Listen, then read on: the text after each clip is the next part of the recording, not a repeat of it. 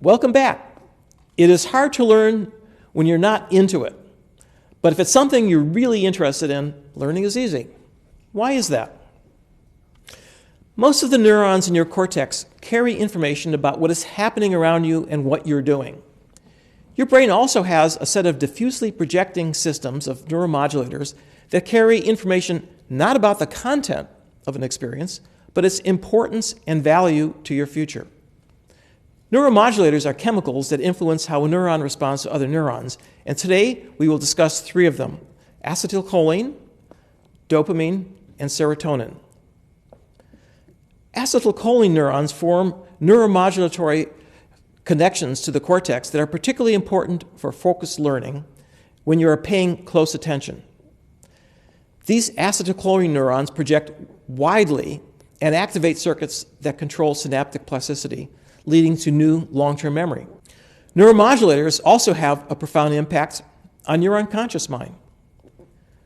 One of the great brain discoveries in my lifetime has been that our motivation is controlled by a particular chemical substance called dopamine, which is found in a small set of neurons in our brainstem, shown here in orange.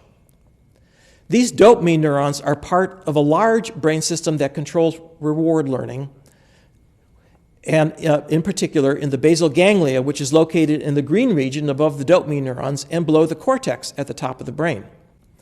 Dopamine is released from these neurons when we receive an unexpected reward.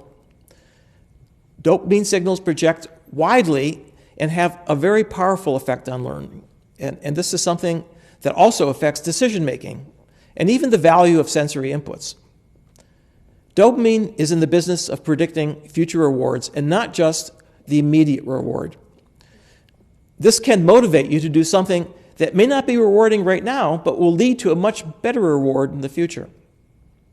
Addictive drugs artificially increase dopamine activity and fool your brain into thinking that something wonderful has just happened. In fact, just the opposite has just happened.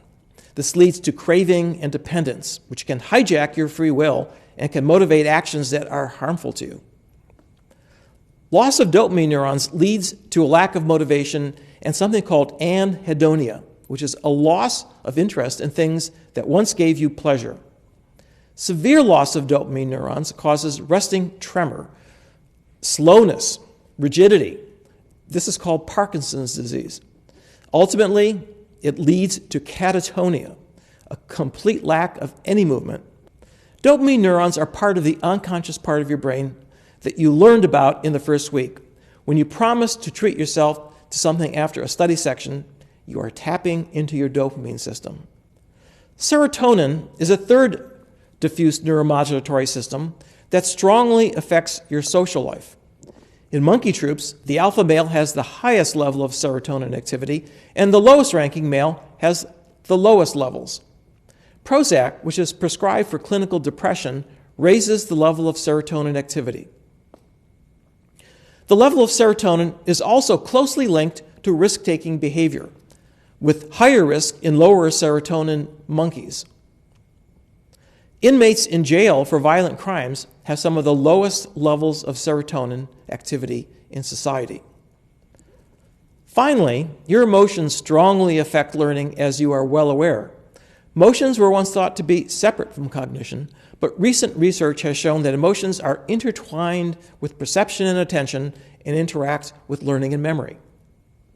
The amygdala, an almond-shaped structure shown here, nestled down at the base of the brain, is one of the major centers where cognition and emotion are effectively integrated. The amygdala is part of the limbic system, which together with the hippocampus is involved in processing memory and decision-making, as well as regulating emotional reactions. You will want to keep your amygdala happy to be an effective learner. The emotions and your neuromodulatory systems are slower than perception and action, but are no less important for successful learning. If you want to learn more about acetylcholine, dopamine, and serotonin, look them up on brainfacts.org, a website that is filled with valuable facts about your brain. I'm Terry Sinofsky. Happy learning until we meet again.